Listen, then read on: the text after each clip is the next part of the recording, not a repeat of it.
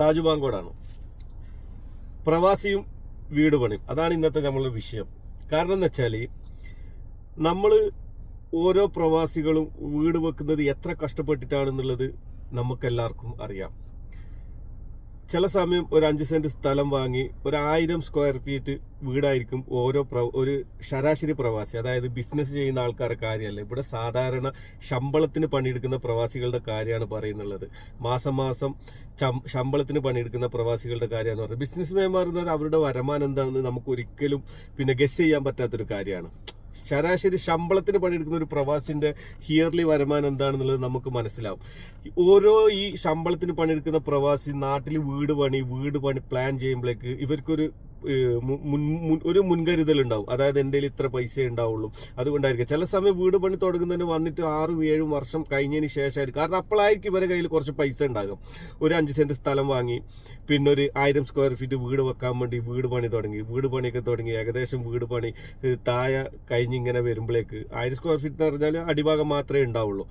അപ്പോഴായിരിക്കും കുടുംബത്തിൽ നിന്ന് അതാണ് ഏറ്റവും വലിയ സങ്കടം. കുടുംബത്തിൽ നിന്ന് വെച്ചാൽ നമ്മൾ നെഞ്ചോട് ചേർത്ത് നമ്മളുടെ ശരീരത്തിന്റെ ബാക്കിയാണ് എന്ന് വിചാരിക്കുന്ന അത്രയും ബന്ധമുള്ള ആൾക്കാർ. ഒന്ന് നമ്മളിപ്പ, ഉമ്മ, അമ്മായിയമ്മ, അമ്മോസാക്ക, ഇങ്ങനെയുള്ളവർ പറയും, എടാ മോനെ നീ വീട് പണി തുടങ്ങിയില്ല, എന്നാ പിന്നെ നിനക്ക് മുകളിലും കൂടി എടുത്തൂടെ, വെറുതെ എന്തിനാണ് ഇതാക്കുന്നുള്ളത്. ഇവരാരും മനസ്സിലാക്കുന്നില്ല ഈ മകന്റെ കയ്യിൽ അതിനുള്ള പൈസ ഉണ്ടോ ഇല്ലേ എന്നുള്ളത്. ഇതിനേക്കാളൊക്കെ സങ്കടം എന്ന് വെച്ചാൽ ഇത് കേട്ടിട്ടായിട്ട് സ്വന്തം ഭാര്യ പോലും പറയാണ്, എന്നാ പിന്നെ നമുക്കൊരു കാര്യം ചെയ്യാം, വീട് മുകളിൽ കൂടി എടുത്താൽ പോരെ ചോദിച്ചു. ഇവരുടെ എല്ലാവരുടെയും ഈ പ്രഷർ കേട്ടിട്ട് പാവം ഈ പ്രവാസി പറയാം എന്നാ ആയിക്കോട്ടെ എന്ന് പറഞ്ഞ് മുകളിലേക്ക് എടുക്കാൻ വേണ്ടി തുടങ്ങാണ്. എന്താ സംഭവിക്കുന്നത്? അടിഭാഗത്ത് പണി കഴിയുകയും ചെയ്യില്ല, മുകളിലോട്ട് അങ്ങ് എടുക്കുകയും ചെയ്യും. എന്നിട്ട് ഒരു 1-1.5 വർഷത്തിലോ കയ്യേണ്ട വീട് പണി 4-5 വർഷം ഇങ്ങനെ ചവിട്ടി നീങ്ങി പോവാണ്. ഇതിൽ മനസ്സിലാക്കേണ്ട ഒരു കാര്യം എന്ന് വെച്ചാൽ ഇവർ ഈ പറഞ്ഞ ആൾക്കാർ ആരും 1 രൂപ പോലും കൊടുത്തിട്ട് സഹായിക്കാനുള്ള കഴിവ് ഇവർക്കില്ല. ഈ പ്രവാസി എന്ന് പറയുന്ന ആള് ഈ മനുഷ്യന്റെ മനസ്സിലുള്ളത് എന്ന് വെച്ചാൽ 1000 സ്ക്വയർ ഫീറ്റ് വീട് മതി എനിക്ക് താമസിക്കാൻ. നമുക്ക് തോന്നുന്നുണ്ടോ നമ്മളിപ്പോ കെട്ടുന്ന വീട്, കോടികൾ ഉറുപ്പിക ചെലവിട്ട് കെട്ടുന്ന വീടുകളിൽ നമ്മളെ മക്കളയിൽ താമസിക്കുന്നു നമുക്കായിരിക്കും ഉറപ്പുണ്ടോ? ഒരു ഉറപ്പില്ല. കാരണം എന്താ വെച്ചാൽ അവരുടെയൊക്കെ ചിന്താഗതി വേറെയാണ്. നമ്മൾ ഈ സൗകര്യങ്ങളൊന്നും അവർക്ക് മതിയാവില്ല. അവർ വളർന്നു വരുമ്പോഴേക്ക് മണിക്കൂറിൽ വികസിക്കുന്ന രാജ്യങ്ങളാണ് എല്ലാ കാര്യത്തിലും. അപ്പൊ അവർ ചില സമയം നമ്മൾ ഈ കെട്ടുന്ന വീട്ടിൽ നിൽക്കണമെന്നില്ല. അപ്പൊ നമ്മളെ ജീവിതം കഴിഞ്ഞുകൂടാനുള്ള രീതിയിലായിരിക്കണം നമ്മളെ വീട് കെട്ടല്. പക്ഷെങ്കിലും അതൊരു പ്രവാസി കറക്റ്റായിട്ട് ചെയ്യുമ്പോഴേക്ക് കുടുംബക്കാരൊക്കെ പ്രഷർ ചെയ്തിട്ടായിട്ട് ഇതിനെ വലിയ വീടാക്കിയിട്ടായിട്ട് കടം 5-6 ചില സമയം 6-7 വർഷം ഇവിടെ നിന്നാൽ പോലും കടം വിടാൻ പറ്റാത്ത രീതിയിലായിരിക്കും കടം ഉണ്ടാവുക. പ്രവാസികൾക്ക് ഒരു ക്വാളിറ്റി ഉണ്ട്. എന്തെന്ന് വെച്ചാൽ നാട്ടിലല്ല എവിടെ ആയാലും ഒരു 10 ലക്ഷം രൂപ സ്പോട്ടിൽ ഉണ്ടാക്കണം എന്ന് വെച്ചാൽ ഉണ്ടാക്കാൻ കഴിയും. കാരണം കടവായാലും ഏത് രീതിയിലായാലും. പക്ഷെങ്കിൽ എനിക്ക് പറയാനുള്ളതെന്ന് വെച്ചാൽ എന്നെ ഈ വീഡിയോ കാണുന്ന സഹോദരിമാരോട് നിങ്ങളെ ഭർത്താവിന്റെ വരുമാനം എന്താണെന്ന് ആദ്യം അറിയണം. ശമ്പളത്തിന് പണിയെടുക്കുകയാണെങ്കിൽ നിങ്ങൾക്ക് ഗസ് ചെയ്യാൻ പറ്റും ഒരു വർഷത്തിൽ എത്രയാണ് അദ്ദേഹത്തിനുള്ള ശമ്പളം. അതിനനുസരിച്ച് മാത്രം നിങ്ങൾ വീട് കെട്ടുക.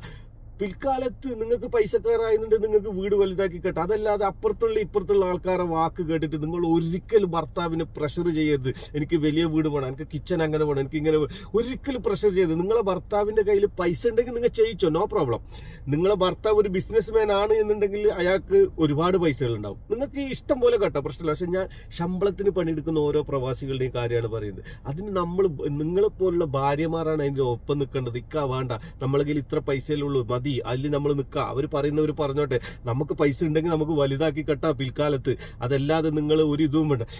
അങ്ങനെ നിങ്ങൾ പറയുമ്പോഴേക്ക് ആ ഭർത്താവിന് എത്ര സന്തോഷം ഉണ്ടാവും അറിയോ? അതല്ലാതെ പ്രഷർ കൊടുത്ത് ഇങ്ങനെ ചെയ്യുമ്പോഴേക്കും ആ മനുഷ്യനൊരു ആകെ തകർന്നു പോവാണ്. നിങ്ങളുടെ മുമ്പിൽ ഒന്നും പറയാനും പറ്റില്ല. വീടാണെങ്കിലുള്ള കടവും കാര്യങ്ങളൊക്കെ വാങ്ങിയിട്ടായിട്ട് വീട് ചില സമയം നല്ല ഉഷാറാക്കിയിട്ട് 2,500 സ്ക്വയർ ഫീറ്റിലൊക്കെ കെട്ടും.